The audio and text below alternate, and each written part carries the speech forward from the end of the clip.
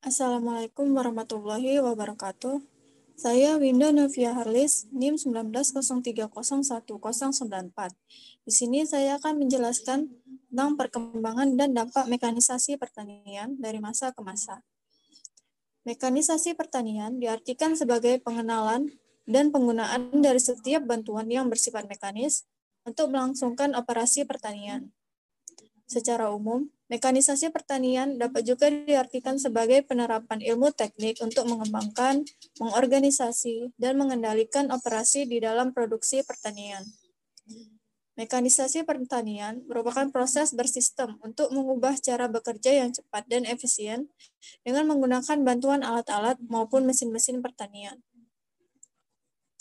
Nah, sebelum teknologi pertanian berkembang hingga seperti saat ini, teknologi pertanian masih sangat sederhana. Mungkin sekali secara kebetulan, beberapa biji-bijian yang terbuang sewaktu kaum ibu menyiapkan makanan berkecambah dan kemudian tumbuh menjadi tanaman yang menghasilkan. Kejadian yang seperti itu menimbulkan keinginan pada kaum ibu untuk menanam kembali sebagian biji-bijian yang mereka kumpulkan dari lapangan, dan muncullah usaha bercocok tanam sebagai salah satu kegiatan pertama pertanian. Pada zaman dahulu, tenaga yang digunakan untuk pekerjaan di bidang pertanian berasal dari tenaga manusia. Dengan penggunaan tenaga manusia ini, pekerjaan pertanian menjadi tidak efisien dan tidak efektif.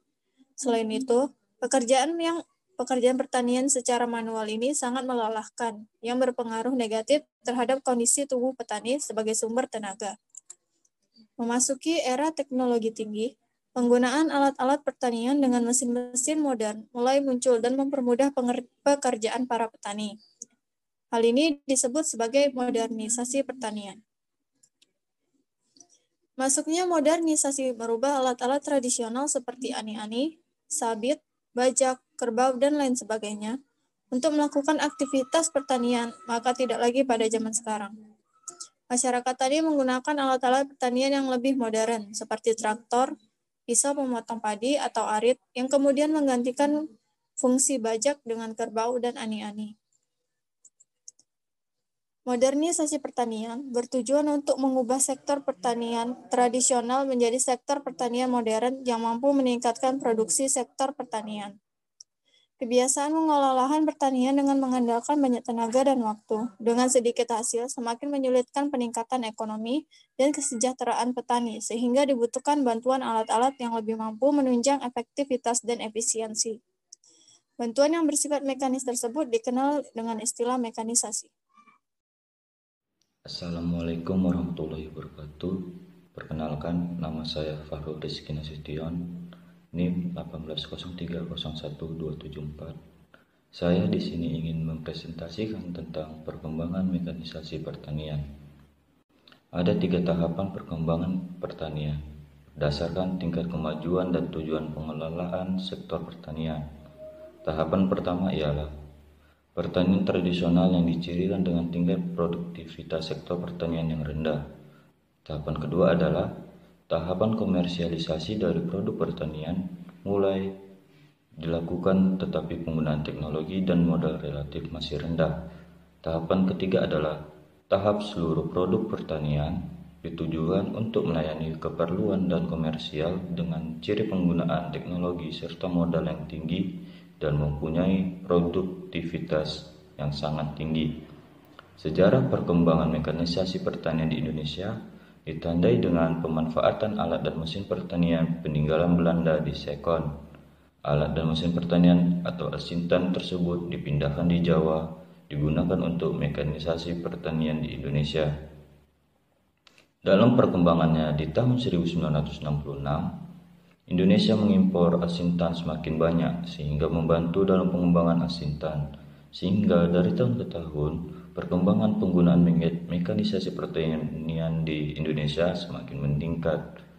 Penerapan mekanisasi pertanian dalam jumlah fantastis ini bukanlah bak menggarami air laut, namun jelas-jelas telah memberikan hasil nyata dalam sejarah pertanian Indonesia saat ini, yaitu terjadi penghematan tenaga kerja sebanyak 70 hingga 80%, penghematan biaya produksi 30 hingga 40%, peningkatan produksi 10 hingga 20%, dan penurunan kehilangan atau losses saat panen dari 10% menjadi 20%. Sehingga jika diasumsikan penurunan loss 20% dari luas sawah padi di Indonesia 14 juta hektar dengan tingkat produksi rata-rata nasional 5 ton per hektar dapat menyelamatkan 14 juta ton gabah kering panen, bisa juga disebut dengan GKP. Kemudian apabila diasumsikan harga gabah kering panen 3.700 per kilo, maka uang yang diselamatkan sebanyak 5,18 triliun rupiah. Artinya dari satu dampak positif saja, penerapan mekanisasi sektor pertanian mampu memberikan kontribusi besar pada perekonomian negara. Hasil lain yang mewujudkan dari penerapan mekanisasi pertanian yaitu sukses mewujudkan Indonesia setahun tidak impor beras, cabai, bawang merah, dan raw sugar untuk white sugar, sehingga sektor pertanian berhasil menghemat devisa sebesar 52 triliun.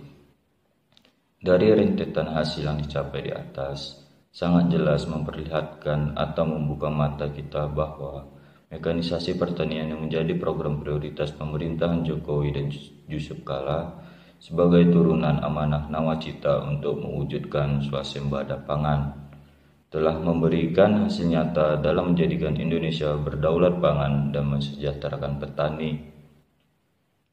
Untuk itu, dapat disimpulkan bahwa mekanisasi pertanian merupakan jalan sunyi yang menuntun Indonesia sebagai raksasa pangan Asia. Sekian dari saya. Bila ada salah kata, saya mohon maaf. Terima kasih.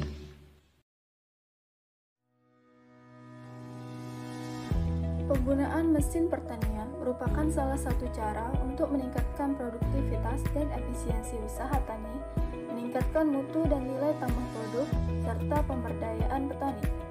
Pada hakikatnya, penggunaan mesin di pertanian adalah untuk meningkatkan daya kerja manusia dalam proses produksi pertanian, di mana setiap tahapan dari proses produksi tersebut dapat menggunakan alat dan mesin pertanian. Dengan demikian, mekanisasi pertanian diharapkan dapat meningkatkan efisiensi tenaga manusia, derajat dan taraf hidup petani, kuantitas dan kualitas produksi pertanian, memungkinkan pertumbuhan tipe usaha tani dari tipe subsisten menjadi tipe pertanian perusahaan, serta mempercepat transisi bentuk ekonomi Indonesia dari sifat agraris menjadi sifat industri. Berbagai lembaga internasional telah mengembangkan mekanisasi cukup lama. Beberapa programnya sukses, namun sebagian mengalami kegagalan. Keberhasilan pengembangan mekanisasi pertanian bergantung pada kondisi agroklimat, sistem ekonomi, dan budaya yang sejalan dengan peluang ekonomi penerapan alat dan mesin pertanian atau Pattern of Agricultural Mechanization. Indonesia juga telah cukup lama mengembangkan mekanisasi pertanian, namun dalam 3 tahun terakhir, di mana banyak jenis peralatan baru didistribusikan, terutama traktor pengolahan tanah, alat tanam, dan alat panen kombinasi. Introduksi mesin dalam pertanian sudah dilakukan semenjak kemerdekaan, namun banyak menemui ketidakefektifan. Hal ini mencerminkan apa yang disebut premature mechanization, yaitu proses introduksi alsintan yang kurang diikuti kesiapan kelembagaan, dengan ciri pertanian yang berlahan sempit, permodalan terbatas, dan pendidikan petani rendah, maka dibutuhkan pendekatan pengembangan mekanisasi yang sesuai. Perkembangan mekanisasi pertanian, khususnya padi, di Indonesia ditandai dengan kegagalan dan keberhasilan. Perkembangan tersebut tidak terlepas dengan perkembangan usaha tani padi dan intervensi serta partisipasi pemerintah dalam upaya mempercepat adopsi teknologi. Pada dekade 1950 hingga 1960, mekanisasi pertanian di Indonesia ditandai oleh penggunaan alsintan ukuran besar, namun ternyata kurang sesuai dan gagal dilikuidasikan Mekatani. Belajar dari pengalaman tersebut, maka pada dekade 1960 sampai 1980 terjadi penyesuaian dalam pemilihan teknologi dengan kondisi Indonesia. Tahun 1966, impor alat dan mesin pertanian semakin banyak masuk, sehingga cukup membantu pengembangan alat dan mesin pertanian dalam negeri. Pihak swasta semakin berperan dalam pengembangan dan penyediaan alsintan yang terlihat dengan mulai diproduksinya rice huller, rice polisher, dan rice milling. Tetapi, pengembangan teknologi pada periode ini masih bersifat meniru. Pada dekade ini juga terjadi pergeseran pemilihan alat dan mesin pertanian dari pemerintah ke petani. Bersamaan dengan itu, terjadi pula pergeseran pemakaian alat dan mesin pertanian dari yang besar ke yang lebih kecil buatan Jepang. Petani mulai tertarik untuk membelinya karena harga yang lebih murah dan aplikasi yang lebih sesuai dengan kondisi agroekologi pertanian Indonesia. Dari tahun ke tahun, kemampuan untuk melakukan alih teknologi di bidang alat dan mesin pertanian semakin meningkat. Jika kemampuan ini diukur dengan jumlah produsen dan industri alat dan mesin pertanian, hal ini dapat dijadikan acuan dalam kapasitas transfer alih teknologi dalam memproduksi teknologi mekanisasi pertanian. Pada tahun 2000 misalnya, terdapat kurang lebih 30 industri menengah dan besar penghasil alsintan. Pertumbuhan industri alsintan Indonesia masih tergolong lambat yang disebabkan karena riset yang masih kurang.